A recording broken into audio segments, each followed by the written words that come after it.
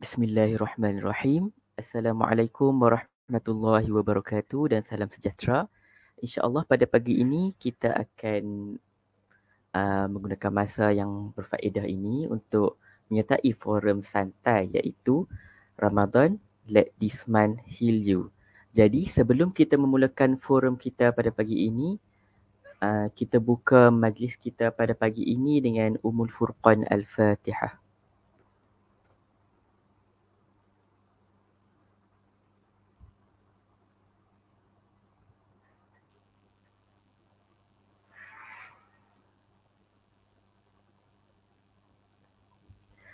Amin, amin ya rabbal alamin.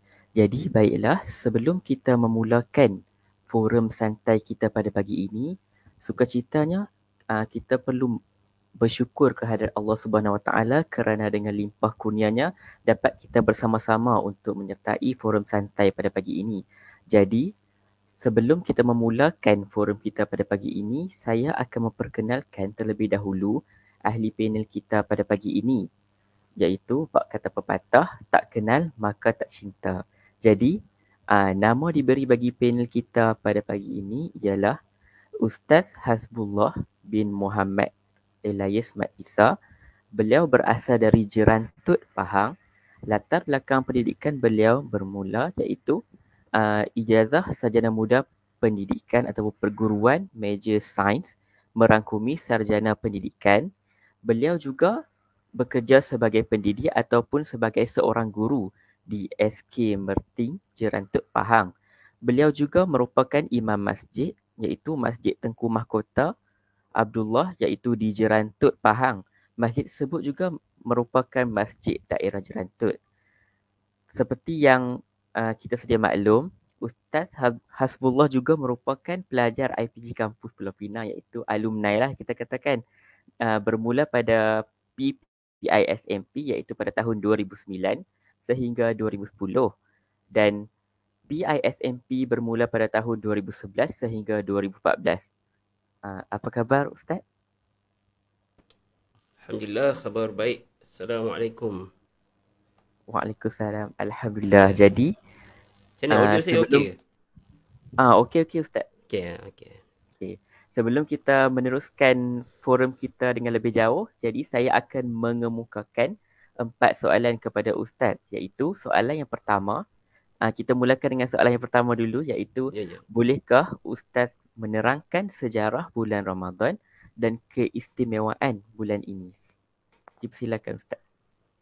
Baik, terima kasih kepada uh, Tuan Moderator, Cikgu Ashmal yang bersama dengan kita sebagai pembuka bicara pada pagi ini, dan juga selamat datang pada semua penonton-penonton yang berada dalam page Persatuan Agama Islam IPG Kampus Pulau Pinang. Cukup lama sebenarnya saya tak kembali ke IPG Kampus Pulau Pinang ni. Last saya pergi rasanya tahun 2017 ke gitulah, lebih kurang. Masa tu ada program di Wrexham kat sebelah tu. Sempatlah jenguk pergi masuk jap ke IPG Pulau Pinang.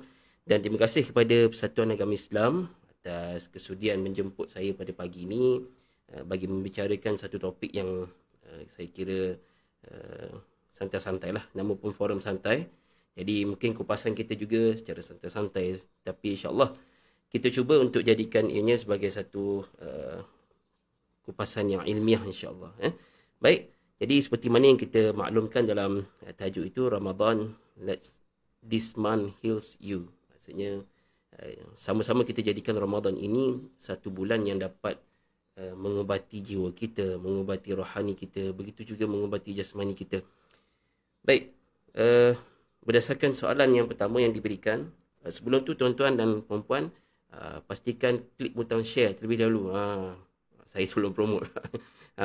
Klik butang share yang mana ada di dalam ruangan Facebook Persatuan Agama Islam. Boleh klik butang share supaya lebih ramailah yang dapat bersama-sama kita berkongsi manfaat bersama insya-Allah. Saya cubalah untuk memberi maklum balas respon daripada soalan-soalan yang diberikan sebaik yang mungkin insya-Allah. Baik, soalan yang pertama yang diberikan ialah berdasarkan kepada bertanyakan tentang sejarah puasa Ramadan dan juga keistimewaan yang ada dalam bulan Ramadan ini. Baik, tentang sejarah puasa dalam Ramadan ini, kita boleh kaitkan dengan puasa yang telah disyariatkan oleh Allah Subhanahu Wa Taala dalam surah Al-Baqarah ayat 183. Yang ini saya kira ramai yang telah menghafal ayat ini. Saya bacakan sikit. A'udzu billahi minasy syaithanir rajim. Ya ayyuhalladzina amanu kutiba 'alaikumus shiyam كما كتب على الذين من قبلكم لعلكم تتقون. Baik, itu tadi adalah ayat daripada surah Al-Baqarah ayat 183, surah yang kedua dalam Al-Quran, yang mana ayat ini turun pada tahun kedua Hijrah, maknanya tahun kedua Nabi berada di kota Madinatul Munawwarah. Jadi kita ke belakang sikit daripada peristiwa ini, iaitu pada sewaktu Rasulullah SAW berhijrah ke Madinah. Waktu itu belum lagi disyariatkan puasa ni. Kerana puasa ni tak ada lagi. Jadi Rasulullah berhijrah dengan para sahabat ke kota Madinah pada waktu tersebut. Dan pada waktu itu solat sudah disyariatkan. Sebab tu solat ni yang pertama dulu. Sebab kadang-kadang hari ni ada orang yang dia puasa tapi solatnya buat main-main. Itu pelik.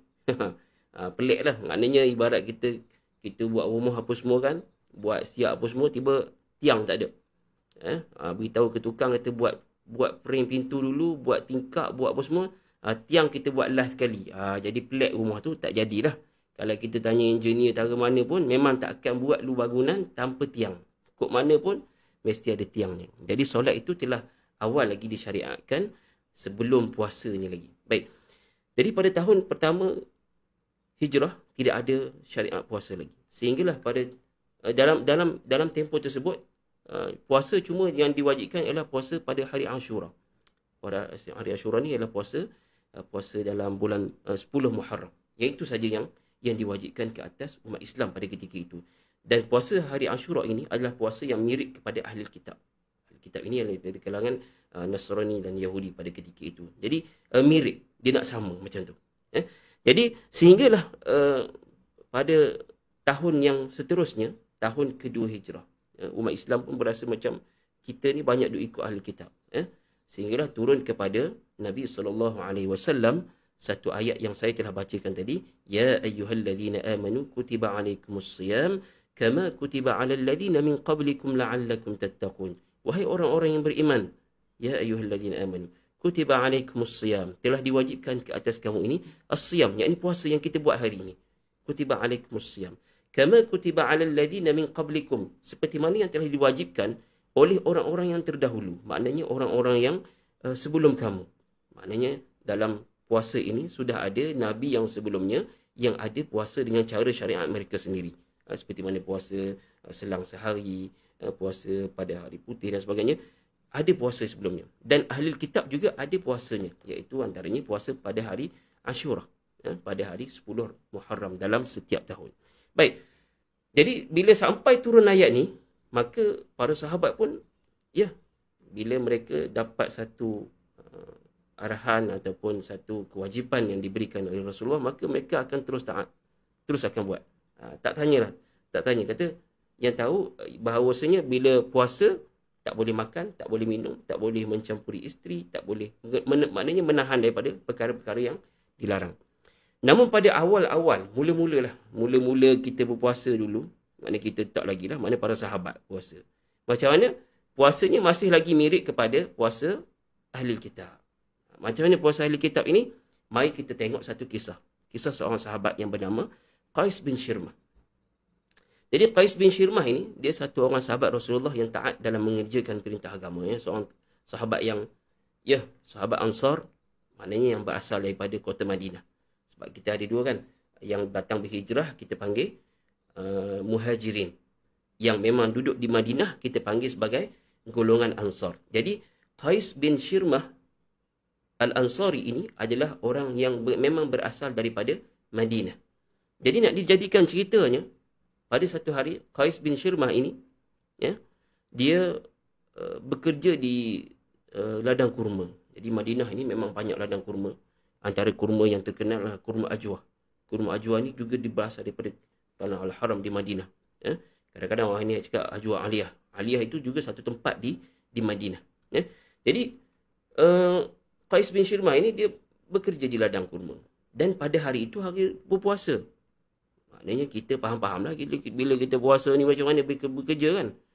Macam kita lah kalau tuan-tuan dan perempuan mungkin sebagai mahasiswa belajar kalau di IPG tu kena naik bukit tu, Bukit Combi tu tak apa penat juga lah pagi kan.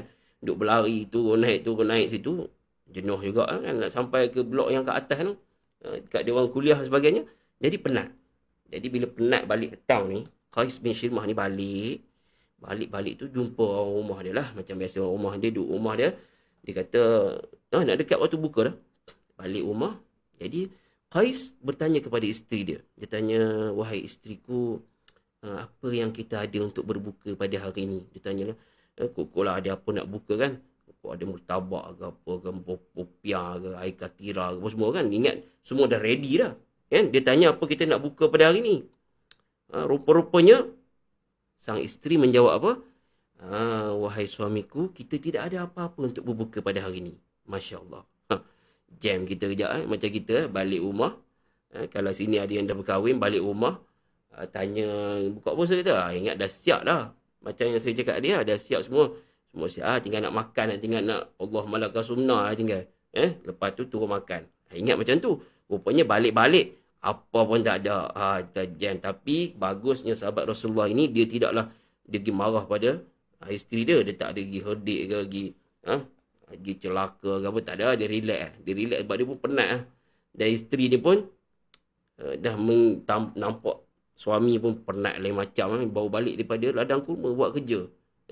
Bukan duduk bilik aircon macam kita. Duduk kuliah, relax bilik aircon kan. Silap air bulan, tidur atas meja kuliah tu. Kan? Bulan-bulan puasa kan. Jadi, isterinya pun berkata kepada suaminya. Dia kata, wahai suamiku, boleh tak aku keluar untuk mendapatkan sedikit bekalan ataupun sedikit makanan untuk dibawa pergi buka itulah. Jadi, keluarlah isteri Qais ini. Isteri Qais keluar, pergi ke sekitar bandar Madinah itu. Madinatul Munawwarah. Pergi pusing-pusing carilah. Tak tahulah ada bazar ke apa benda. Mungkin tak ada lah masa tu kot. Pusing cari makanan yang mungkin ada boleh dibuat untuk berbuka pada hari tersebut. Kita lihat betapa para sahabat ni hidupnya macam tu. Dia tidaklah fokus macam kita ni. Kita kan berbuka puasa petang ni. Silap-silap sekarang ni siap dah ni. Kan? Dia plan nak pergi bazar mana dia siap lah. Bazar mana kita hari ni? Bazar mana famous kat Penang? Glugok ke? Kita nak pergi bazar, tak tahu lah bazar mana, pusing-pusing kot Penang tu kan. Tapi para sahabat ni dia tak ada, dia balik. Jadi pusing-pusing, maka sang isteri pun kembali ke rumah. Kembali ke rumahnya untuk membawa sedikit makanan. Maknanya dia dapatlah makanan. Wallahualam lah, tidak diceritakan dia dapat daripada mana. Dia balik ke rumah dan dia tengok suaminya, Qais bin Shirmah ini telah tertidur. Masya Allah. Dan syariat puasa pada ketika itu, pada awal disyariatkan puasa dalam bulan Ramadan ini, ialah bila satu orang dia masuk waktu maghrib, dia kena berbuka, and then once dia tidur, bila dia bangun tersebut, dia dah dikira berpuasa pada hari yang seterusnya. Boleh bayangkan tak? Maksudnya contoh sekejap lagi masuk maghrib kan, pukul 7.20 boleh lebih kurang.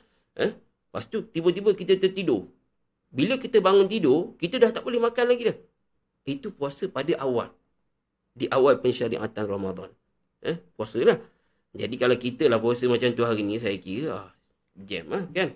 Tidur awal, tak boleh makan lah. Kan?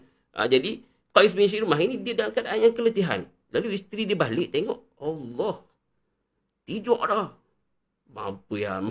Itu saya tambah tu mampu tu. Tak ada dalam cerita tu. Cakap habis lah. Tak boleh makan lah. Dalam satu riwayat yang lain, isteri kepada Qais ini mengejut. Dia kejut. Tapi Qais sengaja tak nak bangun.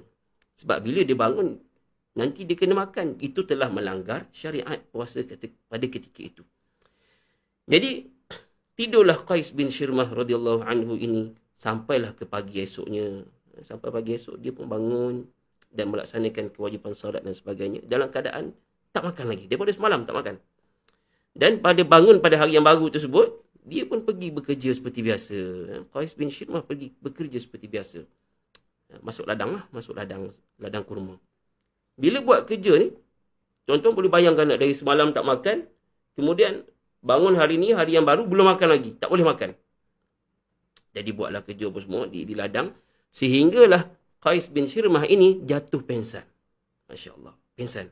Kerana tidak tahan dengan keadaan lapar yang bersangatan itu. Lalu berita ini diketahui oleh Rasulullah sallallahu alaihi wasallam.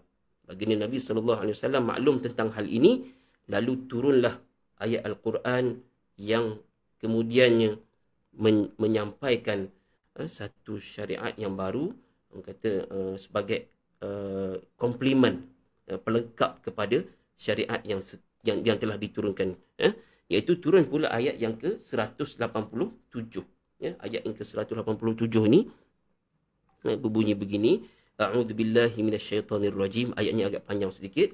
Uhilla lakum lailatas siyamir rafathu ila nisaikum hunna libasul lakum wa antum libasul lahun. Alimallahu annakum kuntum takhtanuna anfusakum fataba 'alaikum wa 'afa 'ankum fal'ana bashiruhunna wabtaghu ma kataballahu lakum wa kulu washrabu حتى يتبين لكم الخيط الأبيض من الخيط الأسود من الفجر ثم أتموا الصيام إلى الليل ولا تباشروهن وأنتم عاكفون في المساجد تلك حدود الله فلا تقربوها كذلك يبين الله لكم آياته للناس لعلهم يتقون. صدق الله العظيم. Jadi dalam ayat ini dia agak sikit panjang, tuan-tuan boleh pergi ke muka apa pun saya tak ingat, dalam ayat 187 surah Al-Baqarah, hampir separuh muka dalam muka tersebut mengandungi tentang ayat ini. Dalam ayat ini diceritakan uhilla lakum lailatas siyam. Maknanya dia ada, orang kata, satu nak kata penambahbaikan. Tak mungkinlah yang turun tu lemah, tidak. Dia macam komplimen, komplimen kepada syariat yang sebelum itu. Yang mana sebelum tu kan, bila dah solat isyak, bila dah tidur, bangun dah tak boleh makan lah. Haram dah untuk makan. Tak boleh dah waktu tu. Lalu turun ayat ini, maka dikatakan dihalalkan bagi kalian bersetubuh dengan isteri-isteri kalian pada malam hari bulan puasa. Uhilla lakum lailatas siyamir rafathu ila nisaikum hunna libasul lakum wa antum libasul lahun. Mereka adalah pakaian bagi kalian. Kalian pun pakaian bagi mereka. Jadi Allah tahu keadaan kita. Tuan-tuan tak kahwin lagi, mungkin tak tahulah. Tapi satu nafsu yang kita ada, tak kira kahwin tak kahwin ni, satu nafsu makan. Betul tak? Memang ada. Confirm. Tuan-tuan jam tak? Lepas buka puasa, sembahyang isyak tak boleh makan. Jam pun. Moreh tak ada kalau tak hari ni. Kalau tidak disebabkan sahabat kita ini, sahabat Rasulullah Qais bin Shirmah ini, moreh tak ada hari ni. Tak ada moreh. Nak moreh macam mana? Lepas isyak dah terus tak boleh nak makan. Jadi jam. Jadi kita sambung ayat ni. Allah mengetahui bahawasanya kalian tidak bisa menahan nafsu kalian. Hunna libasul lakum wa antum libasul lahun. Alimallahu annakum kuntum takhtanuna anfusakum. Allah tahu kita tak boleh tahan. Memang tak boleh tahan. Wa afa ankum. Jadi Allah mengampuni kalian dan memberi maaf kepada kalian. Itu lemahnya kita. Lemahnya kita dalam nak mengawal nafsu kita. Jadi Allah bagi kelonggaran dan makan minumlah hingga terang bagi kalian. Terang apa? Terangnya terbit waktu fajar. Fajar ni bila? Fajar ni waktu subuh lah. Subuh. Jadi boleh makan lah. Maknanya bermula daripada saat kisah Qais bin Shirmah ini, maka para sahabat ini pada waktu ketika itu sudah boleh makan walaupun selepas isyak, walaupun selepas tidur. Dah tidur beberapa kali pun, tak kisahlah berapa kali tidur. Masih boleh makan sehinggalah terbit. Hatta yatabayyana lakumul khaytul abyad minal khaytil aswad. Senang cerita, dia cerita daripada, kalau ikut terjemahan dia, terang bagi kalian benang putih dari benang hitam. Yang ini fajar lah. Mana terbit fajar sadiq itu adalah datangnya waktu subuh, stop, tak boleh makan. Okey, baik. Kemudian sempurnakanlah puasa itu hingga malam. Thumma atimmus siyama ilal lail. Tapi janganlah kalian campuri mereka sementara kalian sedang beriktikaf dalam masjid. Kerana apa jadi macam ni? Kerana dulu masjid Nabi SAW ini dengan rumah Rasulullah bersebelah saja. Kalau siapa yang pernah pergi umrah, kalau kita lalu dekat makam Rasulullah itu, kemudian di situ adalah rumah Rasulullah. Di situ. Kawasannya di situ. Raudhah itu adalah kawasan Raudhah itu adalah laman rumah Rasulullah. Masjidnya memang betul-betul berdekatan. Jadi terus di sini Allah kata, jangan campuri sementara kalian sedang beriktikaf dalam masjid. Tilka hududullah, itulah ketentuan Allah. Kerana itu janganlah kalian mendekatinya. Demikianlah Allah menerangkan ayat-ayatnya supaya manusia ini bertakwa. Lagi di-highlightkan perkataan takwa. Sedangkan dari ayat yang pertama tadi, la'allakum tattaqun, dalam puasa supaya kita bertakwa. Lagi dalam ayat yang ini juga sekali lagi Allah kata supaya kita ni menjadi bertakwa dengan apa yang Allah syariatkan. Maka sejak daripada hari itulah, sejak daripada kisah ini, maka para sahabat pun rasa lega lah.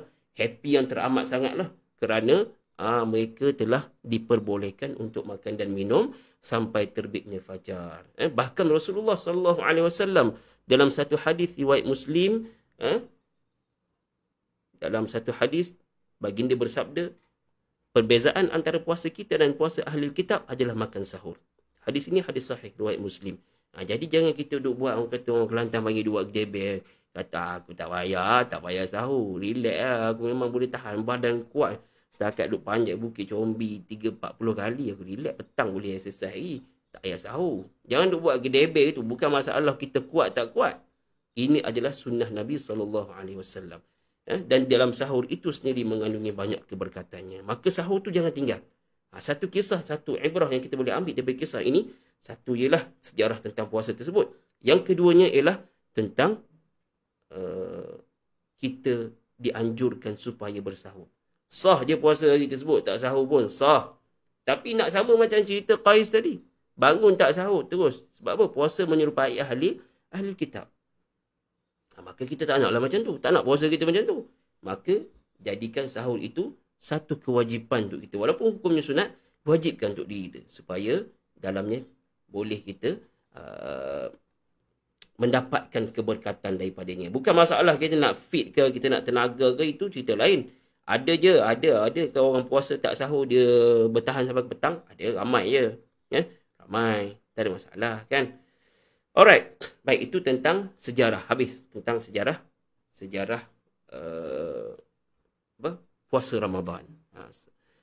Tadi moderator kita ada tanya juga tentang apa keistimewaan ke? Betul, keistimewaan. Keistimewaan bulan Ramadan ini. Jadi kalau kita sebut tentang keistimewaan bulan Ramadan ini, tuan-tuan, memang banyaklah.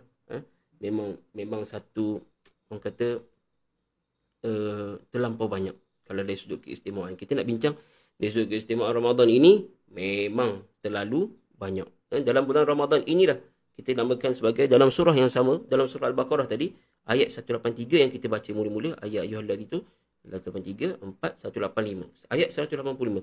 Syahrul Ramadan alladhi unzila fihi al-Quran hudan linnas. Antara satu keistimewaan terbesar dalam bulan Ramadan ini adalah, dalamnya adalah bulan yang diturunkan Al-Quran.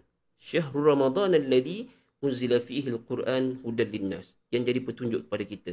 Tak ada Quran ni, tuan-tuan. Nak cerita tentang puasa pun tak boleh. Nak cerita tentang apa pun tak boleh. Yang membezakan tentang hak dan batil, Al-Quran. Yang menunjukkan jalan kita di atas muka bumi ini adalah Al-Quran. Yang menjadi panduan kita adalah Al-Quran. Tuan-tuan cuba beli barang lah, tak ada buku manual. Beli satu alat elektrik yang baru, robot kata kita nak cerita mesin basuh. Hari ni lekeh sangat mesin basuh, semua orang tahu. Kan, beli mesin basuh, mesin buang punya manual, siapa nak pergi baca? Kan, tak ada orang lah. Kita kalau beli handset, kita pergi baca ke buku tu? Tengok macam mana cara nak guna. Tak. Kita dah berapa puluh tahun dah duk pakai handset Android ke iPhone ke sebagainya. Tak, kita tak akan baca dah. Sebab apa? Sebab kita dah biasa, kita dah tahu. Cubalah kita beli satu ekor robot. Seekor robot dah. Beli seekor robot. Ini datang daripada Jepun, khas boleh tolong buat assignment. InsyaAllah. Kan? Bulan-bulan puasa pula kan, robot boleh buat assignment. Memang cantik. Tapi macam mana nak guna? Masa tu, kalau dia hantar robot saja, kita order kat Shopee, daripada Jepun hantar, dia kata, ni, robot ni boleh buat assignment. Kita pun, dia sampai robot tu, buku nak pakai tak ada. Macam mana nak setting tak erti. Nak kena cucuk wayar dulu ke, nak setting pakai komputer dulu ke. Dah satu hal. Begitulah kita manusia ini, kita diturunkan ke atas muka bumi Allah ini. Dengan satu manual daripada Al-Quran. Kita tak biasa dengan dunia ini. Tak? Kita tak biasa. Kerana dunia ni kan berubah-ubah. keadaannya berubah-ubah. Tapi Allah turunkan Al-Quran sebagai panduan kepada kita. Itu satu keistimewaan yang utama sekali dalam bulan Ramadan ini. Keistimewaan yang kedua, dia banyak. Saya cuma ambil sikit lah. Kalau saya ambil semua sekali kan, petang ni, Ismail, kita punya forum ni. Jenuh kita. Yang keduanya adalah, dalamnya ada satu malam yang tidak ada pada malam yang lain. Allah nukilkan dalam surah Al-Qadr, Inna anzalnahu fi laylatil qadr. Sesungguhnya, telah kami turunkan, Inna anzalnahu fi laylatil qadr. Pada malam Laylatul Qadr. Dalam ayat lain, Laylatul Qadri khairu min alfi syahr.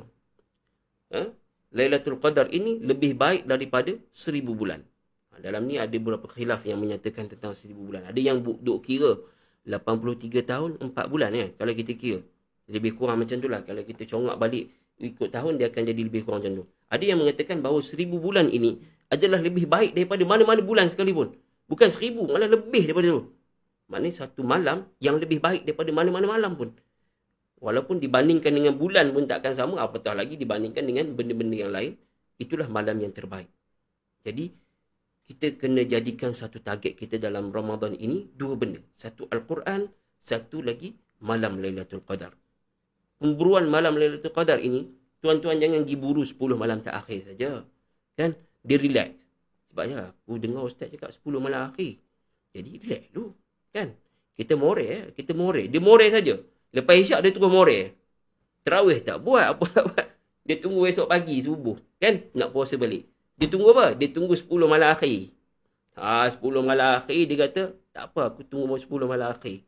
Dia sampai malam akhir, dia dengar pula ustaz duk cerita pasal satu hadis Nabi kata, malam-malam ganjil. Dia relax dulu. Relax dulu. Tunggu bila? Tunggu malam ganjil pula. Dia duk kira 21, 23, 25, 27. Tu dia relax. Dah sampai malam ganjil, dia jumpa pula ustaz kata, malam 27 lah. Dia pun duk kata malam 27. Kan? Malam tu kalau 27. Dia duk relax lagi, dia tunggu malam 27. Masya Allah, punya relax dia ni. Relax tak bertempat. Tunggu malam 27 sampai malam 27, dia buka puasa banyak hari tu. Banyak raya dah ni. Dia bengar, dia makan puasa banyak. Lalas malam tu, dia termiss. Lalas dia jumpa malam 1 Syawal. Masya Allah. Miss dia Lailatul Qadar. Bila tanya, dapat tak Lailatul Qadar? Tak tahu. Aku banyak orang dengar ustaz cakap-cakap gini. Lalas aku jumpa Syawal lah senang. Makan kuih. Jadi tuan-tuan, jadikan target kita dapatkan pemburuan Lailatul Qadar. Ini bukan bermula 10 malam akhir. Dia kena mula sekarang ni. Ni malam berapa ni? Asma, malam ni malam apa? Ni malam, hari ni 7. Malam ni malam ke? Malam ke-8. Malam ni malam ke-8. Tuan-tuan, belum terlambat. Belum terlambat untuk kita memulakan pemburuan Lailatul Qadar kita. Baik, jadi saya rasa cukup 2 tu saja dulu. Saya kembali semula kepada moderator kita. Dipersilakan. Okay, baiklah. Terima kasih Ustaz atas jawapan bagi soalan 1. Kita dapat lihat bahawa penghayatan terhadap bulan Ramadan ni mempunyai kepelbagaian keistimewaan yang kita boleh dapat serta melipat gandakan ganjaran pahala terhadap diri kita sendiri, insya-Allah. Jadi, seterusnya untuk soalan yang kedua, iaitu pada pendapat Ustaz, apakah amalan yang perlu dititik beratkan dalam bulan Ramadan, khususnya untuk memperoleh kemanisan Ramadan? Silakan Ustaz. Baik, terima kasih kepada Tuan Moderator. Berkenaan dengan soalannya tentang kemanisan, apakah yang kita boleh buat dalam Ramadan ini untuk memastikan kita ini dapat merasai kemanisan Ramadan itu sendiri. Jadi dalam Ramadan ini, nama bulan Ramadan, bulan yang Syahrul Siyam, bulan puasa, Syahrul Quran, bulan yang padanya terdapat keberkatan penurunan Al-Quran. Dan yang pertama yang menjadi keutamaan kita dalam bulan Ramadan ini, yang pertama sekali ialah tentang kita, fokus kita ialah tentang ibadah puasa kita. Bukanlah maksudnya tak payah solat. Solat ni memang confirm lah, memang kena buat. Macam saya cakap tadi lah. Mesti kena solat. Jangan ada yang puasa tak solat, jam. Dia nak letak mana solat dia tu? Nak letak mana puasa ni? Puasa dia tu nak letak mana? Tak ada tempat. Jadi solat itu bekah yang utama dia. Nak bawa jumpa dengan Allah Subhanahu Wa Taala. Jadi solat tu memang tak payah bincang lah. Memang kewajipan yang memang kita kena jaga walaupun di bulan-bulan yang lain. Jadi yang keutamaan yang pertama sekali ialah tentang keutamaan kita melaksanakan ibadah puasa. Jadi tuan-tuan, puasa ini rukun Islam yang keempat. Jadi puasa ini, janganlah kita ni puasa tuan-tuan, sekadar nak melepaskan diri dari kewajipan. Kata puasa lah. Dia kata puasa kan, puasa je lah. Kata suruh puasa. Tapi tak puasa ni kan, orang cakap geng plastik hitam. Dia baik aku puasa. Puasa sebab tak nak bagi orang cakap. Tak jadi. Dalam satu hadis Nabi SAW, hadis ini diriwayatkan oleh Abu Hurairah radhiyallahu anhu bahawa Rasulullah SAW bersabda, "Rubba sha'imin laysa lahu min siyamihi illa al-ju' wa rubba qa'imin laysa lahu min qiyamihi illa as-sahar." Maksudnya apa? Boleh jadi orang yang berpuasa itu tidak mendapat apa-apa daripada puasanya melainkan lapar. Dan boleh jadi orang yang berqiyam itu tidak mendapat apa-apa juga daripada qiyamnya melainkan hanya berjaga malam. Masya-Allah. Hadis ini hadis riwayat Ibnu Majah dan Syekh Syuaib menilai hadis ini sebagai sahih dan sanadnya juga baik. Jadi memang ini satu perkara yang kita kena ambil ihtimam, ambil berat supaya kita tak termasuk dalam yang Rasulullah kata sebagai orang yang puasa tak dapat apa-apa. Dia ada puasa ni, dia ada tingkatannya. Puasa yang tingkatan yang paling rendah ini adalah puasa sekadar menahan lapar dan dahaga. Sekadar lapar dahaga. Orang tengok dia puasa, dia puasa. Sebab apa? Pagi tadi dia sahur, dia buka puasa, waktu maghrib, maka dia berpuasa. Dalam tempoh dia berpuasa itu, penuh dengan umpatan, penuh dengan cacian, penuh dengan tengok benda-benda yang tak elok, penuh dengan mengisi masa dengan perkara-perkara yang lalai, yang lara. Quran jauh sekali, solat tak buat pun di akhir waktu. Ini yang kita panggil sebagai puasanya jadi puasa yang kosong. Tidak ada makna. Malahan cuma dapat lapar dan dahaga. Begitu juga yang berjaga malam pada bulan Ramadan. Berjaga malam, tapi ikhlasnya tidak ada. Bukan kita nak mengukur keikhlasan orang, tetapi saja-saja kan. Datang kelas, datang kuliah, buat muka ngantuk. InsyaAllah aku semalam bangun pukul 4. Tahajud, Masya Allah, nampak ni macam ada syurga. Dia cerita kat orang lah. Jadi hilang, automatik hilang. Saja-saja. Padahal orang tak tanya pun, dia pasal ngantuk. Tak tanya pun, dia tiba-tiba, sorry ngantuk sikit hari ni. Semalam bangun pukul 3. Pukul 3 terjaga tu, terus saya duk buat solat hajat 80 rakaat, tahajud 80 rakaat. Semua 80 semua. Pagi tu juga saya ngantuk, sorry tak boleh anak present hari ni, kau present seorang. Dia buat alasan tak mau present kan, kat IPG kan duk present sana sini. Hari tu tak mau present sebab ngantuk siap cerita kita tahajud apa semua kan. Jadi hilang automatik gitu, hilang dari sudut itu dari sudut qiyamnya. Okey. Baik, jadi dalam ibadah puasa ini kita kena jaga betul-betul supaya puasa kita ini puasa rohani dan jasmani. Puasa yang sentiasa dalam keadaan yang konsisten menjaga jasmaninya, iaitu tidak makan dan tidak minum. Rohaninya pun dijaga, hatinya dijaga. Tidak melakukan perkara-perkara maksiat, tidak memandang pada perkara-perkara maksiat, tidak buat perkara-perkara yang lara. Ini pesanan untuk diri saya sendiri dan tuan-tuan, perempuan penonton-penonton yang ada pada hari ini. Jaga puasa kita. Jaga puasa kita. Sebab kita nak sampai ke Ramadan ini, tuan-tuan dan perempuan, cuba kita bayangkan, flashback. Berapa ramai kawan-kawan kita yang telah pergi dahulu menemui Allah Subhanahu Wa Taala sebelum sempat sampai ke Ramadan. Berapa ramai jiran-jiran kita, ibu bapa kita, sahabat-sahabat kita yang tak sempat sampai ke Ramadan ini kerana pergi dulu menghadap Allah Subhanahu Wa Taala. Yang kita ni Allah bagi peluang masuk ke Ramadan ini sebab apa? Satunya sebab ada peluang untuk kita bertaubat lagi. Jangan sampai kita masuk ke Ramadan ini, satu hadis Nabi, saya tak ingat macam mana matan penuhnya. Celakalah orang yang masuk ke dalam bulan Ramadan, tetapi dia keluar Ramadan itu dalam keadaan tidak mendapat pengampunan daripada Allah Subhanahu Wa Taala. Celaka orang macam ni. Jangan kita jadi orang yang macam ni. Okay? Jadi jaga puasa kita. Jaga puasa kita supaya tak jadi macam yang Rasulullah kata, dapat lapar dan dahaga semata-mata. Rugilah. Rugi kan? Dapat lapar dan dahaga saja sepanjang hari tersebut. Tu je. Jadi jadikan puasa kita ni sunat jadikan macam mana? Man sama ramadhana imanan wa ihtisaban ghufira lahu ma taqaddama min dhanbi. Jadikan puasa ini seperti mana yang Rasulullah kata dalam satu hadis yang lain. Barang siapa yang berpuasa dalam bulan Ramadan dengan penuh pengharapan dan penuh keimanan, man sama wa ihtisaban ghufira lahu ma taqaddama min dhanbi, maka Allah akan ampunkan semua dosa-dosanya yang terdahulu. Kecuali dosa-dosa besar, kena minta ampun special lah. Kalau dosa-dosa, kita banyak dosa kecil kita buat. Tuan-tuan, sedar tak sedar banyak kita buat. Melawak kawan-kawan kita kan. Kadang-kadang duk buat gurau-gurau kan. Ada yang terkasar bahasa. Kadang-kadang ada menipu lah kan. Kena panggil apa? Lebong-lebong. Cakap pun banyak tak betul daripada betul. Tu kena hati-hati. Jadi puasa ni jaga. Jangan duk buat benda yang sama juga. Baik, yang keduanya, apa lagi yang kita jadikan keutamaan dalam Ramadan ini ialah qiyam. Qiyam ini tuan-tuan adalah solat tarawih lah. Cuma kita panggil solat tarawih. Qiyam samalah. Okay.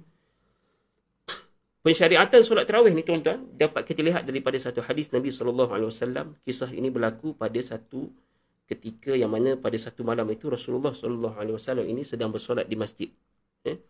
Lepas tu ramailah baginda pergi solat dan ramai yang ikut kat belakang. Ramai orang yang ikut solat bersama baginda. Ini cerita tentang solat tarawih, sejarahnya. Kemudian pada malam berikutnya, malam yang seterusnya, baginda solat lagi. Dan jemaah makin ramai yang ikut. Para sahabat ni makin ramai yang ikut Nabi. Seterusnya berlaku pada malam yang ketiga, malam keempat. Kemudian sampailah pada satu malam itu, orang ramai pun berkumpul tunggu Rasulullah datang pada malam bulan Ramadan. Tetapi Rasulullah tak keluar pada rumah. Sebab rumah Rasulullah dengan masjid ni dia sebelah, dekat. Tapi dia pun duduk tunggu, mana Rasulullah tak keluar pada malam ni. Sampai masuk waktu subuh, barulah baginda bersabda kepada para jemaah. Dia kata, sesungguhnya aku telah melihat apa yang kamu semua lakukan. Dia tengok mana Rasulullah perasanlah para sahabat datang daripada malam pertama sikit, malam kedua makin bertambah, malam ketiga bertambah. Kemudian sampai malam ketiga atau keempat itu Rasulullah tak datang. Lalu Rasulullah kata apa? Dan tidaklah yang menghalang aku dari keluar kepada kamu, melainkan aku takut solat itu akan difardukan ke atas semua. Yang demikian itu berlaku pada bulan Ramadan. Sebab solat tarawih ini dia special dalam bulan Ramadan saja. Ramadan sahaja. Jadi tuan-tuan yang buat pelik. Nak pergi buat dalam nanti raya, rindu lah. Lepas Isyak ni kita nak lepok-lepok boleh sembang tarawih macam dulu, seronok kan. Apa kata kita cadangkan kepada Persatuan Agama Islam, kita buat sembahyang tarawih bulan nanti naik raya nanti kita buat tarawih, tetap diteruskan demi menjaga istiqamah kita. Dia main semangat dah. Tak boleh. Kerana tarawih ini memang special dalam untuk bulan Ramadan saja. Qiyam Ramadan. Qiyam Ramadan ini specialnya dalam bulan Ramadan. Jadi kenapa Rasulullah tidak keluar pada hari yang malam yang ketiga, keempat itu? Kerana Rasulullah takut jika Rasulullah buat tu setiap malam secara konsisten, nanti para sahabat dia ingat kata solat tarawih itu adalah satu kewajipan. Jadi Rasulullah panggil apa? Sikit. Keluar. Stop kejap hari ketiga, empat tu. Tak keluar ke masjid. Bukan sebab tak nak pergi masjid. Tapi nak menunjukkan bahawanya bukanlah kewajipan. Sunat. Sunat jangan duk ingat wajib pula. Jangan duduk bantai pula orang tak pergi tarawih. Tak pergi tarawih. Haram tu. Tak. Yang itu. Dia tetap sunat. Cumanya adalah satu yang sangat diberikan keutamaan. Kerana apa? Kerana tarawih ini hanya dalam bulan Ramadan. Macam puasa Ramadan, hanya ada dalam bulan Ramadan. Tarawih ada dalam bulan Ramadan saja. Tak ada dalam bulan-bulan lain. Jadi, barang siapa yang melaksanakan solat tarawih ini ataupun qiyam ini, maka mereka ini melaksanakan salah satu daripada sunnah Nabi SAW yang dituntut. Nak buat lagi macam mana nak follow sunnah lagi? Hari ini berselisih tentang 8 rakaat, 20 rakaat. Tuan-tuan, tak payah duk bergaduh benda ni. Ulama' dah bincang lama. Tak payah bergaduh. Tuan-tuan, saya pun tak akan bahas lah 8 rakaat ke 20 rakaat, 8 ke 20. Kalau Ashmal di IPG buat berapa rakaat? Di IPG 8. Okey, bagus. Ha. Tak apa, ada lah. Maknanya ada imam lah. Di Imam lah. Ke Ashmal imam? bukan Ustaz. Saya tak balik lagi Ustaz. Oh, tak balik lagi? Oh, sekarang ni budak Ah, IPG duduk di rumah ke duduk mana? dah balik kampus sebab saya baru habis PBS hari Khamis Oh, hari baru tu. PPS. Esok baru balik. Okey, maknanya esok Ashmal balik lah. Pai boleh ambil dia jadi imam lah, dia balik nanti. Okey, baik. Tuan-tuan, kita sambung balik tentang tarawih. 8 ke 20? Tuan-tuan, kalau di IPG buat 8, tuan-tuan follow lah. Follow yang 8 tu, follow imam tu sampai habis. Maknanya, dia mula tarawih tu, sampai habis witir itu, follow, ikut. Kerana ada ganjaran yang disimpan oleh Allah Subhanahu Wa Taala. Apa ganjarannya? Barang siapa yang solat qiyam Ramadan bersama dengan imam sampai selesai. Sampai habis. Mana sampai habis? 8 sampai habis 8. 8 kat mana habis? Dekat witir. Jangan habis 8 belah semua. Sebab apa? Sapu lah. Karipap kat belakang kan. Duk hidang elok lah. Sapu karipap dulu. Habis 8 lagi kita tinggal kat imam. Tinggal tu kentang. Jangan buat begitu. Ikut imam sampai habis. Sampai habis tu kat mana? Dekat solat sunat witir. Habiskan sampai situ. Kerana barang siapa yang ikut imam ini daripada mula sampai habis witir, ganjarannya ialah satu malam qiyam. Sepanjang malam qiyam. InsyaAllah tuan-tuan, kita kalau nak qiyam satu malam, tak payah kata satu malam. 8 rakaat tu jam lah. Kalau hak 20, 20 lagi lah. Tuan-tuan, follow. Kalau kata IPG buat 8, kita follow 8 tu. Follow sampai habis. Follow rapat imam. Ikut sampai habis. Kalau kita decide malam tu, cerai lah buat 8 kan. Nak buat 20 lah. Cari masjid buat 20. Pergi cari masjid buat 20. Ikut imam tu daripada mula sampai habis 20. Sampai habis witir 23 rakaat. Biasa rakaat witir 3 rakaat. Ikut sampai habis. Itu satu perkara tips untuk kita dapatkan. Buat benda sikit, dapat banyak. Tuan-tuan nak qiyam satu malam, tak tahu lah, zaman sekarang ni ada duk qiyam satu malam lagi tak? Payah nak jumpa. Kita ni mujur Ramadan. Kalau tak jumpa tahajud. Mujur kena bangun sahur. Baru buat tahajud. Dulu, 11 bulan ke belakang, santai. Tidur sampai subuh. Silat-silat subuh pun, hujung. Elok lagi. Subuh hujung. Teruk, tak subuh, tak semayang. Lagi teruk. Jadi, jadikan perkara ini satu benda yang memotivasikan kita. Sebab apa? Kita tahu bahawa kalau kita ikut imam ni, kita semayang daripada 2 rakaat yang pertama tu, sampai habis witir tu, ingat, kita dapat pahalanya seperti kita beribadah qiyam satu malam dalam bulan tersebut. Kena pula malam Lailatul Qadar. Dah ganjarannya lagi berlipat-lipat lagi. Kita lipat orang sedap, lipat tu lipat. Tahu tak Ashmal lipat? Pernah dengar perkataan tu kat IPG? Lipat. Mu ni lipat sungguh. Saya tak pasti. Biasa orang Kelantan. Tak biasa dengar Biasa orang Kelantan ni lipat ni dia kena ke member dia. Lipat mu ni. Kelantan tahu lah. Lipat. Jangan kita lipat. Ni bukan lipat ni. Ni Allah lipat gandakan kita punya amalan kita. Kita nak buat amalan 83 tahun ni, hidup pun belum tentu lagi 83 tahun. Dah lah kalau kita hidup 83 tahun pun, tolak hak yang duduk huru-hara tu berapa puluh tahun lah. Huru-hara ni maknanya duduk huru-hara, tak semayang entah mana, semayang sunat entah mana, puasa pun tak apa nak menentu. Tu tolak lah. Hak tinggal berapa tahun ni. Jadi gunakan peluang ini, qiyam Ramadan ini, untuk kita dapatkan satu bekalan yang cukup. At least kita menghadap Allah Subhanahu Wa Taala nanti, ada satu benda yang memang kita buat sungguh-sungguh, yang itulah yang menjadi bekalan kita. Kita tak tahu ni amalan kita mana yang satu yang diterima oleh Allah Subhanahu Wa Taala, tak tahu. Jadi jadikan tu satu perkara. Baik, yang seterusnya kita tengok masa. Masa tak apa ada tu. Okey, kita pendekkan. Yang ketiganya adalah sedekah. Sedekah. Tuan-tuan, sedekah ini satu benda yang kadang-kadang bagi setengah orang dia merasakan sedekah ini, aku ni belajar lagi, elang pun sikit dapat. Sekarang elang berapa ni, Ashmal? 430. 430 ni PPSMP Tak semua. Terus, semua? Semua.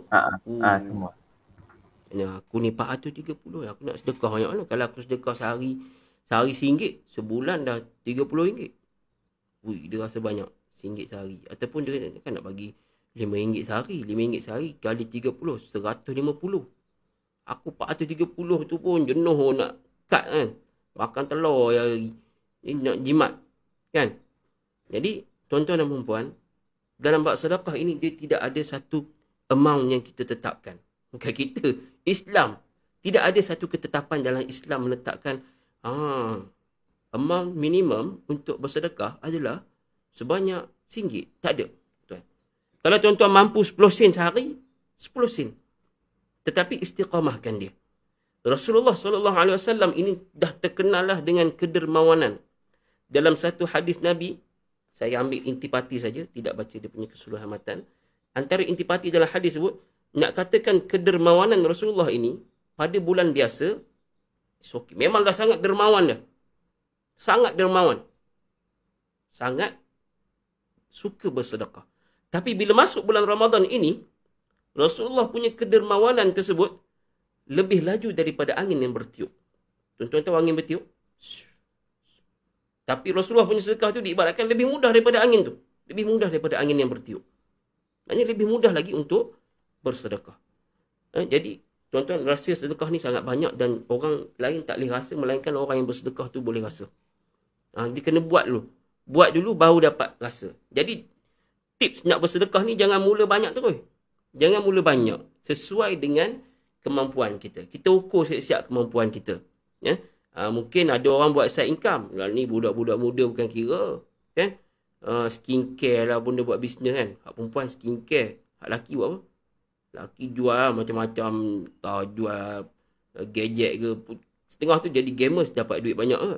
Kan? YouTubers dapat duit banyak ke. Umur baru tengok, belasan tahun baru. Duit banyak. Jadi, set kita punya sedekah kita itu dengan sesuai dengan kemampuan kita. Cuma tips ni jangan mula banyak terus. Bila mula banyak terus ni, dia sampai satu tahap dia akan jam. Dan dia akan down. Dia akan down. Aku dah start RM1 sehari ni. Mak, duit nak pakai pula. Jadi, tiba-tiba dia stop and then dia stop terus. Tu bahaya dia. Jadi, mulakan dengan kemampuan kita. 50 sen, 50 sen lah. RM1 lah. RM10 dipersilakan. 100 dipersilakan. Tak ada masalah, ikut masing-masing punya kemampuan. Tapi ada setiap hari secara istiqamah. Setiap hari. Supaya dalam Ramadan ini, sedekah kita ni, satu yang utamanya dalam Ramadan ini, pahala kita ni dilipat kali ganda tu lebih berbanding dengan bulan-bulan biasa. Bulan biasa mungkin dilipat gandakan 10 kali. Man ja'a bil hasanin falahu 10 amsalha. Siapa yang buat kebaikan diberikan dengan 10 kebaikan. Wa man ja'a bis sayyi'ati fala yujza illa mithlaha. Dalam Al-Quran kata, siapa yang buat baik pada bulan biasa dibalas dengan 10 kebaikan. Siapa yang buat keburukan dibalas dengan 1. Tengok betapa kasih sayang Allah Subhanahu Wa Taala. Buat baik dapat 10, buat jahat dibalas 1 je. Kalau Allah buat balas 10 juga jenuh kita. Kan? Buat baik dapat 10, buat jahat pun dapat 10 kat keburukan. Selesai kita. Dah keburukan dah banyak daripada kebaikan lah. Nak tampung pula tu, tak sempat. Jadi Ramadan ini gunakan peluang untuk kita jadikan Ramadan ini untuk recover balik bulan-bulan yang sebelumnya. Baru ni viral kan? Viral satu orang artis ke benda. Dia kata dia tak suka tengok orang tiba-tiba masuk Ramadan jadi baik. Masya Allah. Ini orang pelik. Biarlah orang nak jadi baik. Kita mana tahu dengan Ramadan itu dia start jadi baik dan itu permulaan kepada kebaikan seterusnya. Ataupun mana tahu Ramadan itu menjadikan itu satu saat yang terakhir sebelum dia bertemu Allah. Dia tak tahu lagi. Dia duk kata, saya tanya, artis ke apa benda atau nama tak ingat. Macam artis baru nak up kot, itu kot. Nama tak kenal. Dia kata, saya tak suka lah tengok saya masuk Ramadan je semua dah jadi baik. Dan tu nak tengok macam nak tengok semua jadi jahat. Masuk Ramadan semua jadi makin jahat. Tumbuh tanduk semua. Jadi pelik lah pula dah. Biasalah bila masuk Ramadan. Jadi semakin baik. Eloklah ke arah kebaikan. Dia jadi pelik. Tu masalah ni masalah jiwa ke apa kan. Wallahualam. Jadi itu 3. Sebenarnya ada keutamaan yang lain. Tapi saya ingat cukup tu 3 dulu. Sebelum mungkin ada lagi soalan yang selepas ini dipersilakan. Ashman.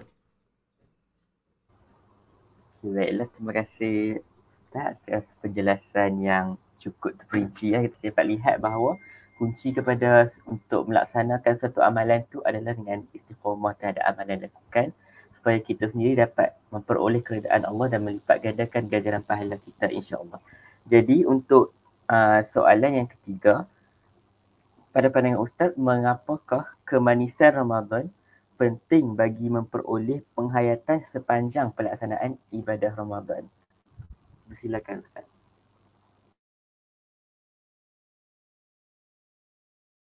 Okey, baik.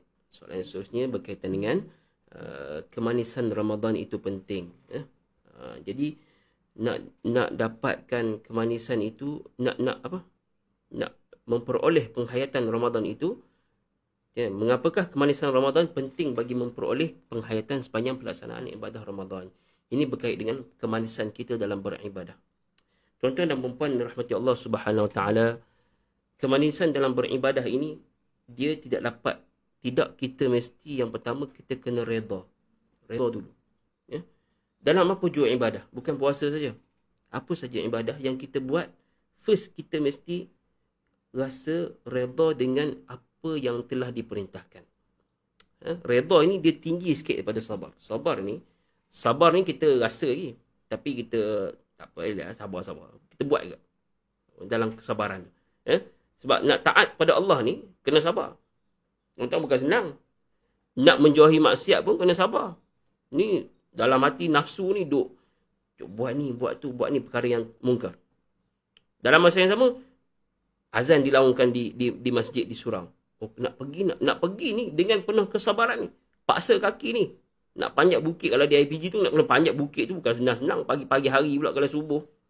Dengan mengantuk nak tinggalkan katil, nak kena panjat bukit. Bukan boleh buat motor lah ni, boleh buat motor naik pergi surau. Tak boleh? Rasanya boleh je Ustaz. Boleh. Zaman saya dulu, HEP waktu tu lah. Menguatkuasakan undang-undang tak boleh bawa motor dalam kawasan, dalam kampus. Atas faktor keselamatan dan sebagainya. Jadi kena jalan kaki. Jadi itu semua kesabaran yang kita perlu hadapi dalam kita melaksanakan ibadah. Jadi buat ibadah ni dengan penuh redha. Dalam kitab Hidayatul Salikin mengatakan, nak capai kemanisan ibadah ini mesti dengan redha. Makna redha ni apa? Redha ni senang bahasa ceritanya happy, suka. Memang dia suka. Dia solat ni dia jadi suka. Siapa gitu? Kalau gitu cuba tulis ruangan komen. Siapa yang dalam komen ni, dia bila solat ni dia suka. Yeay, dah masuk waktu solat. Ataupun, Allah, dah isyak dah. Ataupun, tengah-tengah duk main bola. Dah maghrib dah. Tak ada nak shoot satu lagi. Kan? Ataupun tengah duk main game. Allah. Tak habis ni Mobile Legends ni. Ni dalam team ni. Dah azan maghrib pula. Dah maghrib pula dah. Siapa yang dia rasa macam tu? Ataupun dia suka kepada ibadah. Bila dengar je Bilal azan, dia rasa macam, yeay, happy. Macam happy nak pergi pasar raya. Nak pergi bazar kan, happy kan. Siap ni. Baju, iron semua. Lagi buat apa? Spray. Elok nak pergi bazar. Gigi semua gosok pun ready. Nak pergi mana? Nak pergi bazar. Sebab apa? Sebab dia suka bazar. Di bazar nanti ada yang golek, yang terbaring, apa semua kan. Air dah 10 jenis. Air katira, air tahan macam-macam air. Kan? Duk longgok kat tu, banyak air. Jadi dia suka. Bila dia suka, dia kena pergi dia dalam keadaan dia suka. Sedangkan, nak beribadah ini, kita kena datangkan rasa suka yang macam tu juga. Rasa macam tu. Rasa bila Ramadan, bila nak beribadah dalam Ramadan ni, dia rasa suka. Suka dengan puasa. Suka. Memang aku suka buat Ramadan ni. Ibadah dalam Ramadan ni aku buat dengan penuh keikhlasan. Aku suka dia. Baru dia akan capai kemanisan dalam beribadah. Dalam apa jua ibadah. Tak kira ibadah apa sekalipun. Memang kena timbulkan rasa suka kepada ibadah. Baik, suka ni pula dia berkait dengan hati. Tu masalah dia. Dia bukannya kita boleh tunjuk dengan muka je. Suka ni, suka pada orang pun. Katakan Ashma suka kepada seorang perempuan. Bukan boleh tunjuk-tunjuk dengan muka saja, tak cukup. Kan? Tak cukup. Saya suka awak, saya suka. Bukan masalah senyum tu. Tak, ni hati ni suka tak? Kalau hati betul-betul suka, bau tu genuine punya suka. Original. Kalau setakat buat-buat kat mulut, Kita tanya semua suka, saya suka, saya suka. Saya okey. Kalau perempuan dia sebut saya okey je, tu bahaya. Tapi dia kata memang dia suka. Memang saya memang suka tu datang dari mana? Daripada hati. Maknanya nak ubat di mana dulu? Of course lah, dekat hati dululah. Hati tu kena sejahtera dulu. Salimul qalb. Kena sejahterakan hati itu, jaga hati itu, pelihara hati itu, baru dia datang kepada kemanisan dalam ibadah. Mai satu soalan. Dia kata apa? Datuk tak dapat kemanisan, tak payah buat lah. Sebab tak ikhlas buat ibadah, baik tak payah buat. Saya pakai tudung ni sebab terpaksa ni. Tak payah pakai. Kau pakai sebab terpaksa. Tak payah pakai tudung. Boleh tak macam tu? Tak boleh. Tuan-tuan, bukannya kita dah ikhlas bawa ibadah. Jangan tunggu dah ikhlas baru nak buat ibadah. Tapi kita buatlah satu ibadah itu sampai datangnya keikhlasan dalam diri kita. Kena macam tu. Sebab syariat ini dia tidak tunggu kita ikhlas tak ikhlas. Syariat tentang kita berpuasa. Nak tunggu ikhlas tak? Jenuh. Datang penguat kuasa tangkap. Kenapa tak puasa? Kenapa ni geng-geng bakoba semua ni? Dia kata kami semua kalau puasa pun tak ikhlas. Boleh tak macam tu? Mana boleh? Bakoba tak bakoba. Geng plastik hitam kita kasih angkat. Angkut semua sekali. Kan? Tak puasa sebab apa? Sebab tak main ikhlas. Jadi nak timbulkan ikhlas tu macam mana? Main daripada hati. Hati kalau dah memang dah rosak, kena pergi jumpa pakar dalam bidang hati. Pakar dalam menjaga hati ini ada dalam ilmu tasawuf. Menuntut ilmu tasawuf. Untuk memelihara hati kita. Dalam masa yang sama, ibadah kena jaga. Dari sudut fiqahnya kena jaga. Man tasawwafa wala tafaqqaha faqad tazandaqa. Barang siapa yang bertasawuf tapi tidak berfiqah, maka dia zindik, menghampiri kepada kafir. Tak boleh. Ada ahli tasawuf. Aku ahli tasawuf, aku zikir je. Tak payah solat. Sebab nanti tunggu bila aku dah ikhlas baru aku solat. Korang solat semua ni tak ikhlas ni tak apa-apa. Ada jenis macam tu. Haru biru punya geng. Bukannya dia suka hati macam tu. Bila jadi macam ni apa? Tak semayang. Berapa tak semayang? Kami zikir. Kami geng-geng zikir. Tak payah solat. Inilah geng-geng sesat. Okay? Jadi dalam keadaan itu, dalam keadaan kita tak suka tu macam mana kita nak buat? Buat dulu. Buat dulu dengan penuh kesabaran. Buat apa yang disuruh oleh Allah Subhanahu Wa Taala itu dalam penuh kesabaran. Memang itu. Nak dapatkan kebaikan ni, nak dapatkan kemanisan lagi. Tambah lagi kemanisan dalam beribadah. Benda yang mahal, babe. Mahal. Kemanisan dalam beribadah ini mahal. Kalau saya tanya dia buat survey jalan ni pun, subuh jadi. Berapa orang yang memang betul-betul khusyuk? Itu pun jam dah. Khusyuk dalam solat pun kita dah jam. Apatah lagi kemanisannya. Kemanisan ni, dia bukan macam manis kita duduk makan. Kuih ke, kuih cara ke, bukan gitu. Dia kemanisan itu datangnya daripada hati kita. Maka dia perjalanannya jauh. Perjalanannya agak jauh. Tapi kita kena training tu. Training kat lah itu kena ada. Macam orang nak main bola kan. Main bola. Bola ni, nak main bola. Satu orang yang dia mungkin dia masih peringkat amatur. Adakah dia akan bagi alasan dekat dia punya coach tu, aku tak pandai nak ambil, saya pakai penalty, aku tak nak ambil. Coach dia akan tibai kepala dia. Kata, pasal apa? Berlatih lah dulu. Tak, saya tak suka sepak penalty. Kena berlatih dulu. Jadi dalam keadaan terpaksa tu, berlatih jugalah. Sepak penalty 500 kali. Tiba-tiba jadi pandai, jadi pakar. Maka dia jadi seorang yang suka pada sepakan penalty. Sebab apa? Memang aku, free kick memang bagi kat aku. Sebab apa? Dulu memang aku tak pandai, malas. Tapi coach paksa. Jadi buat juga, buat. Sampai datang rasa suka kepada free kick. Free kick aku boleh ambil. Ataupun corner kick bagi aku. Jadi macam tu. Dia seolah-olahnya macam itu. Nak menghala ke arah ikhlas ini, kita kena buat-buat dulu. Buat-buat dulu. Buat-buat rasa ikhlas. Sebab ikhlas ni dia tak mari dengan mulut ni. Saya ikhlas ni bagi kurma ni semua saya ikhlas. Derma ni semua saya ikhlas. Dia tidak mari dengan mulut itu. Ikhlas ini adalah satu benda yang rahsia Allah. Kita dengan Allah sahaja yang tahu. Kita tak boleh nilai ikhlas orang.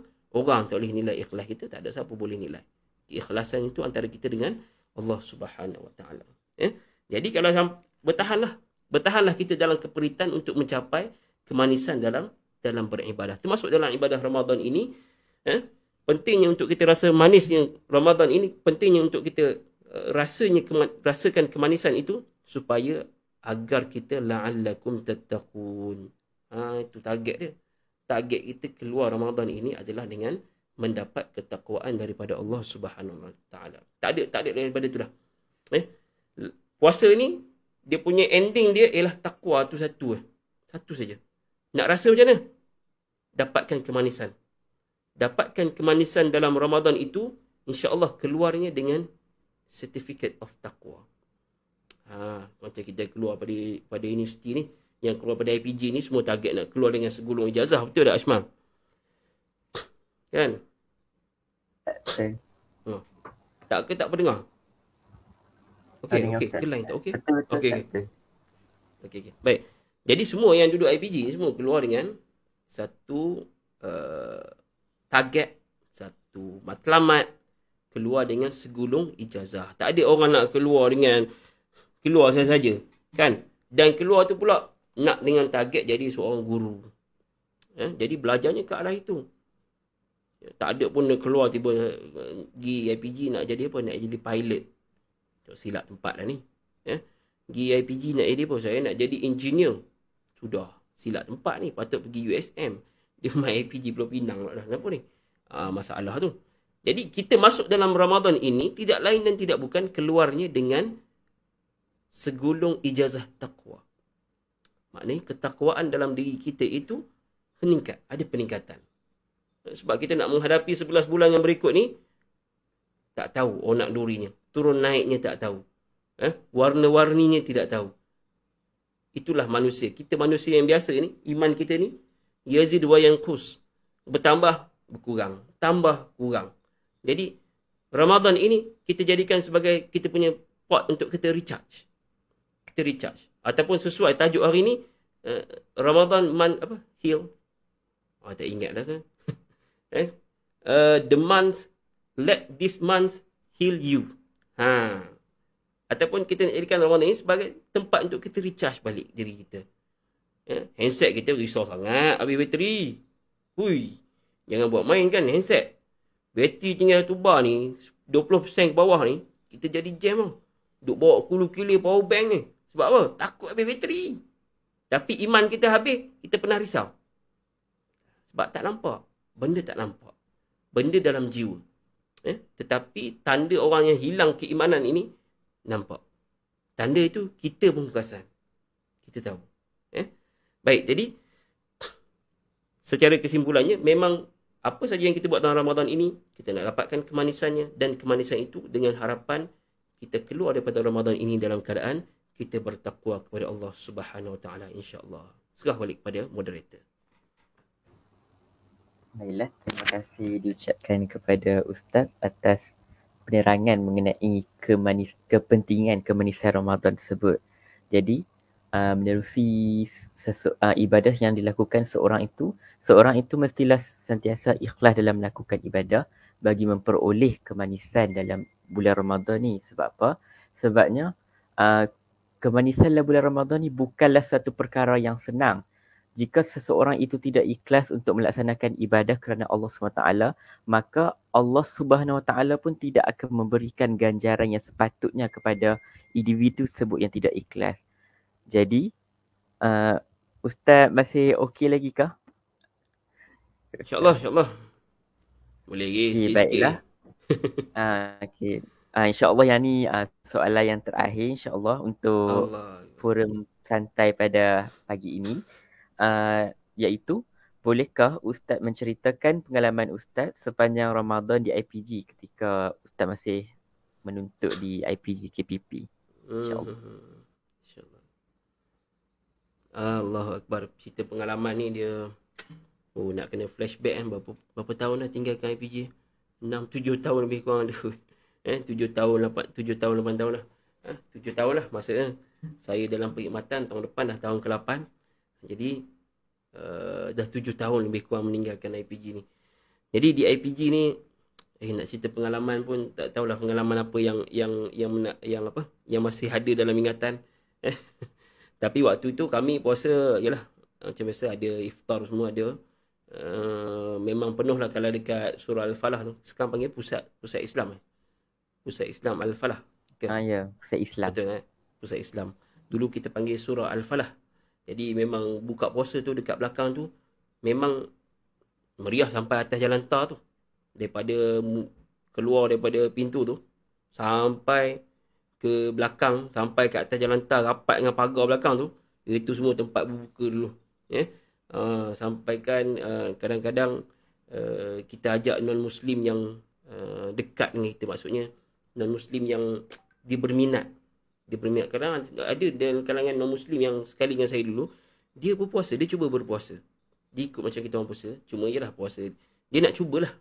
Maknanya dia berminat dengan ibadah dalam Islam ni. Dia cuma tak solat pun, tak sampai tahap tu lagi lah. Kita ajak dia sekali datang, rasa macam mana keadaannya. Kita panggil sebagai satu syiar. Bila buka bersama ni, kita nampak macam kesatuan kita dalam. Yelah, bukanlah nak kata mesti kena buat iftar setiap hari, tidak. Tengok pada bajet lah pula, tu pulang lah macam mana kan. Jadi pada waktu itu hampir setiap hari saya kira ada majlis berbuka puasa. Jadi adalah gotong royong sebagainya dekat dapur, kat tepi tu. Tak tahulah sekarang dapur kot dah ubah kan, dekat tepi anjung tepi kan, tempat tu masak-masak kat situ. Dan sebelah malamnya kita adakan tarawih tu macam biasa. Cuma saya waktu di IPG tu memang jarang tarawih di IPG sebenarnya, sebab saya banyak jemputan imam di luar. Jadi waktu tu memang hampir setiap tahun saya kira saya cuma sembahyang tarawih di dalam IPG tu bila hari tugasan saya di IPG. Kita ada buat jadual tugasan, maknanya ramai lah petugas ni. Kadang-kadang tu yang third year and fourth year ni memang akan jadi imam biasanya. Jadi dia susun tu ramai. Jadi giliran kita ni lambat lah. Jadi orang kata relax lah. Tunggu giliran baru kita pergi main tu. Malam-malam lain memang saya duduk jadi imam dekat masjid di sekitar tu, beberapa surau. So di rotation dia macam tu lah. Jadi Ramadan di IPG ni memang satu benda yang best. Saya ingat hampir sama dengan apa yang ada ini. Ada tazkirah pada waktu Zuhur. Sekarang pun saya tengok ada. Saya duk follow tengok di grup Pi, di Facebook Pi. Saya tengok ada live. Bagus lah. Saya tengok Persatuan Agama Islam. Kalau nak banding dengan zaman saya, yang ni memang lebih baik lah. Tuan-tuan dan perempuan, mahasiswa IPG memang korang semua beruntung lah dapat kepimpinan yang macam ni, yang sentiasa saja ada aktiviti pengisiannya. Mungkin ada sahabat-sahabat saya yang satu batch dengan saya ada ni, macam Luqman Jalani ni. Ni satu batch dengan saya ni. Mungkin boleh share apa pengalaman yang dia ada. Mungkin boleh flashback apa yang kita pernah buat dalam Ramadan yang dulu. Kita ada mungkin tadarus dan sebagainya. Kita buat di peringkat jabatan.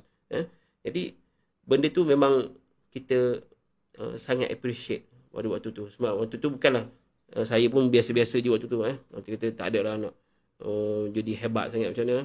Cuma kita buatlah, follow je apa yang Persatuan Agama Islam anjurkan, kita follow. Jadi nak cerita pengalaman ni tak tahu apa. Kalau pengalaman letih banyak. Penat tau. Sebab kami Ramadan dah waktu tu dikuat-kuasakan pula tak boleh naik motor, tak boleh naik kereta nak pergi kuliah. Kereta letak dekat parking untuk bawa pergi keluar. Maknanya kereta tak boleh duduk pusing dalam kawasan IPG. Parking dah satu masalah. Parking memang isu besar tu. Kalau tuan-tuan ingat ada ramai ni pejuang-pejuang parking ni. Luqman Jalani ni pejuang parking kat sana. Ramai pejuang-pejuang parking. Jadi bila nak pergi ke kelas tu memang kena panjat tu. Naik bukit tu. Ya Allah, Tuhan je tahu. Nak pergi kuliah naik atas, patah-patah balik tengah hari, nak kena pergi ke surau untuk ikuti tazkirah pula. Waktu tu dia tak ada lah online ni. Tak ada. Online ni tak ada lah. Online ni sebab hikmah daripada pandemik lah. Daripada pandemik, akhirnya kita ada banyak kuliah-kuliah online sebagainya. Waktu tu tak ada. Kuliah live pun saya ingat tak ada kot. Live pun masih baru lah. Facebook ni kira macam tak famous lagi waktu tu. WhatsApp pun baru-baru nak ada. Kita ni saya ni zaman-zaman daripada zaman SMS. SMS 1 sen tu. Nak tulis SMS ni kena tulis banyak-banyak. Sebab bila sekali hantar, dia cas dah 1 sen. 1 sen ni berharga. Untuk seorang mahasiswa ni 1 sen ni. Lagi nak kena top up pula sebab hantar SMS banyak. Kan? Jadi waktu tu tak ada ni macam live pengajian agama semua ni. Jadi sekarang ni, nak dibandingkan dengan keadaan sekarang ni, banyak peluang. Tuan-tuan dan puan-puan banyak peluang untuk mendapatkan input ilmu dan sebagainya. Pada waktu tu kita ada Ustaz Rijal, memang itulah antara murabbi saya yang paling saya banyaklah merujuk pada beliau. Mungkin Ashmal pun sekarang masih, Ustaz Rijal masih di IPG Pulau Pinang. Ya, Ustaz Rijal. Ya, masih Rijal. Jadi kami pun banyak dapat pengisian daripada beliau tentang Ramadan dan sebagainya. So pengalaman tu saya nak cerita secara detail memang saya tak ingat lah. Jadi tak dapat nak share secara detail lah. Luqman kata pengalaman berharga. Yelah, pengalaman berharga tu je lah yang ada untuk jadikan sebagai satu kemanisan kita. Cuma bila jadi sebagai mahasiswa ni, tuan-tuan dan puan-puan, tuan-tuan ada lebih banyak masa sebenarnya. Sebab saya sedar bila saya dah berkeluarga, dah ada isteri, dah ada anak-anak, masa kita ni untuk ibadah ni dia jadi makin tight. Ketat tuan-tuan. Bukan senang-senang. Malam-malam contoh, kita kata nak beriktikaf 10 hari di akhir Ramadan. Kalau ada anak, bukan boleh, ada isteri tak apa lagi, boleh tinggal lah kan. Nak tinggal isteri tak apalah, malam esok balik semula kan, pagi. Tapi kalau ada anak-anak, dia jadi makin tight. Tambah kalau mungkin ada yang menjaga ibu bapa dan sebagainya, lagi tight dia punya jadual. So kita nak kena susun elok. Tuan-tuan dan perempuan yang masih lagi single atau mungkin ada yang dah berkeluarga, ada isteri, tapi masih bergelar seorang pelajar ni, gunakan peluang ni. Sebab dia, waktu ni kita punya masa ni sebenarnya banyak kosong. Memanglah saya tahulah memang ada banyak assignment dan sebagainya kan. Tapi kita boleh ejah. Kita boleh ejah dengan assignment. Tapi kalau kita mari dengan ada keluarga, anak tak sihat, kita nak ejah macam mana? Nak ejah je bagi tak demam. Tak boleh lah. Dah mari penyakit, kita kena cari jalan lah pula nak pergi. Jadi benda tu jadi satu cabaran untuk kita susun jadual kita dalam beribadah. Memang menjadi satu cabaran. Jadi tuan-tuan yang berada di kampus, berada di alam pendidikan, masih di peringkat degree ni, guna masa ni untuk jadikan dia satu masa ibadah kita yang paling pure, berkualiti. Pasal kita tak tahu ni ke depan ni macam mana ni. Kita tak tahu ni, mungkin yang dalam ni ada yang tahun keempat, dah nak grad dah, tahun depan dah nak habis. Jadikan tahun terakhir sebagai mahasiswa ijazah sarjana muda ni waktu yang paling tepat untuk kita beribadah. Bila dah keluar, masuk alam pekerjaan, dia main satu cabaran lain. Cabaran baru. Dah berkahwin, cabaran baru lagi. Ada isteri. Dah ada anak, main satu cabaran. Ada anak pertama. Main cabaran lagi, anak kedua, ketiga, keempat. Silap-silap dia tambah pula isteri dia. Jadi 2 isteri. Lagi cabaran lagi. Penuh. Jadi tuan-tuan dan perempuan yang ada di kampus, gunakan masa ini untuk jadikan dia satu the best quality of ibadah. The best time. Gunakan masa ni. Sebab ke depan kita tak tahu, wallahu alam macam mana. Dalam komen ada yang bertanya, saya jawab tu Ashman. Saya nak tanya, apakah nasihat terbaik untuk seseorang yang malu untuk buat kebaikan dalam Ramadan kerana takut orang kata dia baik? Baik, ni satu masalah agak kita hari ni. Kita tak boleh tengok orang buat baik. Orang buat jahat, kita macam relax lah. Orang buat maksiat, kita biarlah tu urusan dia dengan Allah. Kan? Nampak orang buat maksiat, tak apalah, kita serah kepada Allah Subhanahu Wa Taala. Jadi baik waktu lah. Tapi tengok orang buat baik, dia jadi haru biru. Dia jadi tak sedap. Cakap, apa hal dia tu? Itu hari lepak dengan kita kat bilik. Dekat Blok Pinang, relax. Ni tiba-tiba nak pergi surau lah, nak pergi pusat Islam. Dia jadi gitu. Dia jadi tak boleh tengok orang buat baik. Jadi macam mana nasihat terbaik untuk orang yang malu ni? Itu soalan daripada Haikal An-Nuri. Dia kata macam mana nak buat? Baik. Dalam buat kebaikan ini, orang memang akan pandang. Ya. Yang pertama, kalau buat kebaikan itu, kebaikan yang wajib, kita tak perlu rasa malu. Sebab memang diwajibkan. Macam solat fardu di masjid. Nak malu, memang kewajipan. Yang peliknya orang tak pergi masjid. Yang pergi masjid, yang pergi pusat Islam, yang solat berjemaah itu tak, orang kata, tak pelik. Perkara-perkara wajib ini, lebih baik kita iklankan. Contohnya pergi haji.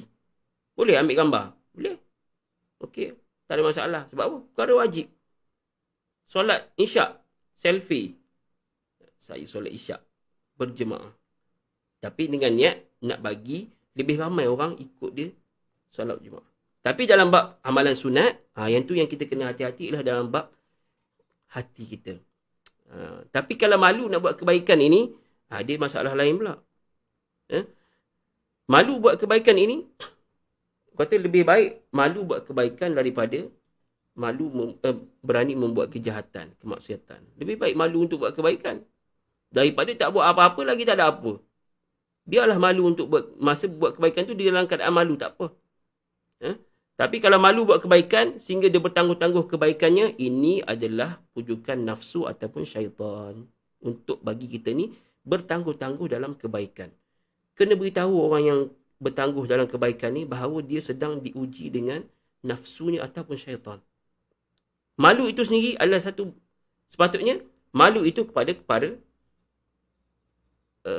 untuk melakukan kemaksiatan. Malu nak buat maksiat, baru betul. Ni malu nak buat baik. Apa nanti orang kata aku buat baik pula. Dah tu nak buat jahat. Biar orang kata awak buat jahat. Lagi malu juga. Lepas tu tak tahu macam mana. Sebenarnya dia telah dipermainkan oleh syaitan. Dia telah dipermainkan supaya bertangguh-tangguh dalam melaksanakan kebaikan. Jadi bila dia tangguh, kebaikan ni tuan-tuan, tangguh hari ni, sedia, dia akan ada tangguh yang kedua. Tangguh lagi. Tangguh. Macam assignment. Setiap SEM, azam kita untuk hantar assignment pada tarikh yang ditetapkan. Dia punya azam pada semester baru. Ujung tu, lagi seminggu lagi nak hantar assignment. Bau kalut, buat meeting, perjumpaan dengan ahli grup. Waktu hari nak hantar, bau kalut, ribut. Itu perangai manusia. Perangai manusia ni, dia suka kepada bertangguh. Bertangguh itu adalah satu benda yang best untuk nafsu. Yes, best. Memang best. Bertangguh itu benda yang best. Nafsu kita suka pada bertangguh. Jadi syaitan ni dia mari cucuk je. Kau buat baik nanti. Tu member tu dia cakap apa. Dia pergi viral lah. Kita suka lah benda-benda ni. Kadang-kadang kita duduk berkena kawan je. Nampak lama tak pergi Ustaz Islam. Tiba pergi ada apa. Minggu depan nak mampus lah. Dia buat gitu pula ayat-ayat perli-perli sebagainya. Jadi kita kena sematkan dalam diri kita, malu untuk buat kebaikan ini adalah mainan syaitan. Kerana apa? Dia nak minta kita ni supaya bertangguh-tangguh dalam buat kebaikan. Jadi gitu. Baik. Alright. Itu saja saya kira rasanya. Ashmal, untuk perkongsian saya yang tak seberapa ni. Moga adalah sedikit kebaikan yang boleh kita ambil. Kalau tak dapat banyak pun dapat sedikit yang boleh kita jadi bekalan kepada saya dan tuan-tuan untuk kita menghadapi Ramadan ini. Semoga Ramadan ini menjadikan Ramadan yang paling bermakna dalam hidup kita, jadi Ramadan yang terbaik dalam hidup kita, kerana kita tak tahu bila kita ini akan dijemput oleh Allah Subhanahu Wa Taala. Tua muda bukan ukuran. Tuan-tuan tua, tuan-tuan muda, yang dah grad, yang belum grad, yang siapa sajalah yang menjadi viewer pada pagi ni, tidak jadi syarat kepada kematian itu kena tua. Tidak syarat kepada kematian itu kena sakit, tidak. Hari ni kita tengok ramai orang sihat sejahtera, tiba-tiba habis. Itu kita tak tahu. Kita cuma boleh berdoa kepada Allah, Allahumma tawil umurana, semoga Allah panjangkan usia kita. Dalam panjang usia itu, panjang usia kita dalam kebaikan, ditambah amal baik kita. Itu kita boleh minta. Tapi kita nak menentukan bila, itu bukan kerja kita. Jadi jadikan Ramadan ini is the best Ramadan. Semoga Ramadan ini menjadikan bulan yang this month that heals us. Bulan yang menyembuhkan kita daripada penyakit yang mendatang dalam 11 bulan yang sebelumnya. Saya sekadar itu saja. Segala yang baik datang daripada Allah Subhanahu Wa Taala. Perkara keburukan itu datang daripada kelemahan diri saya sendiri. Minta maaf jika pengisian saya tidak mencapai hasrat dan matlamat penganjur. Saya mohon maaf di situ. Semoga kita bertemu lagi dalam pertemuan yang akan datang. Wabillahi taufiq wal hidayah. Wassalamualaikum warahmatullahi wabarakatuh. Terus kepada moderator. Waalaikumsalam. Terima kasih diucapkan kepada Ustaz Hasbullah atas perkongsian yang cukup bermakna pada pagi ini. Semoga setiap kata-kata ataupun setiap ucapan yang dikeluarkan oleh Ustaz kita semua dapat amalkan untuk kemaslahatan bagi catatan amalan kita pada masa yang akan datang. Jadi saya mewakili Persatuan Agama Islam IPG Kampus Pulau Pinang mengucapkan ribuan terima kasih kepada Ustaz kerana sudi meluangkan masa bersama kami untuk menjadi panel bagi forum santai Ramadan pada kali ini. Semoga Ramadan pada kali ini akan membuahkan hasil yang baik dan seterusnya Allah Subhanahu Wa Taala akan memperkenankan setiap hajat dan doa kita sepanjang pelaksanaan ibadah dan sepanjang kehidupan kita di dunia ini, insya-Allah. Jadi untuk itu saya ucapkan ribuan terima kasih juga kepada Persatuan Agama Islam kerana berjemput saya sebagai moderator. Jadi untuk itu kita tutup forum santai kita pada pagi ini dengan tasbih kafarah dan surah Al-As.